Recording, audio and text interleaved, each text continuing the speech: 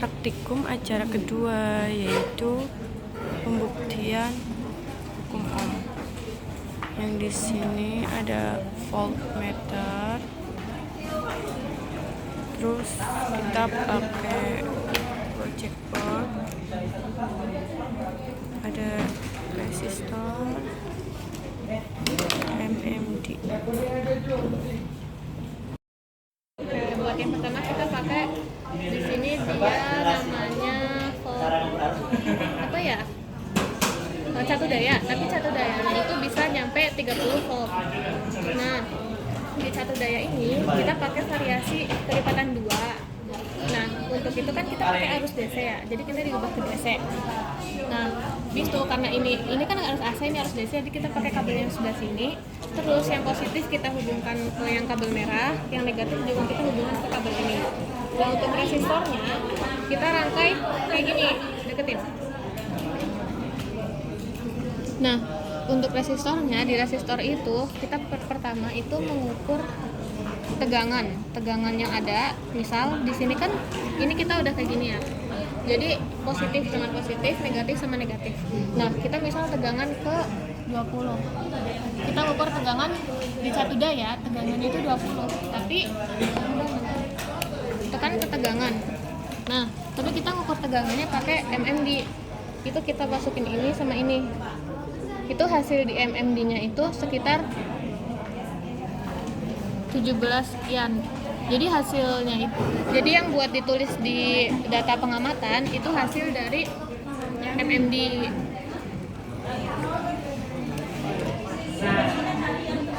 Nah, untuk terus buat mengukur arus kita potong rangkaiannya. Yang positif kita hubungkan ke MMD positif, dan yang negatif kita hubungkan satu lagi ke rangkaiannya. Kita ubah ininya ke ampere. Nah, untuk ampere, nah di arus ini kita nemuin arus yang dihasilkan itu sekitar 1,3 sekian. Nah, begitu caranya. Jadi rangkaiannya seperti ini. Bahan kedua, kita pakai satu resistor yang 1 kilo ohm sama ini 11 variasi resistor. Nah, kita kasih contoh satu yang di resistor 100 kilo ohm. Nah, buat pertama itu kita nyari hambatan. Hambatannya itu ini dikesiniin ke hambatan. Terus kalau udah kita cari dari titik ujung ke ujungnya. Ketemu hambatannya sekitar tuh di MMD 102, sekian. Nah, udah untuk menghitung arus itu kita itu masukin kayak waktu percobaan pertama. Ini ke sini. Ini ke sini. Ininya ke sini. Nah, jadi arus yang kombin lagi ya.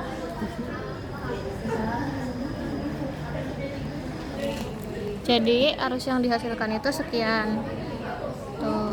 Nah, ya 3. Oke. Tambahan.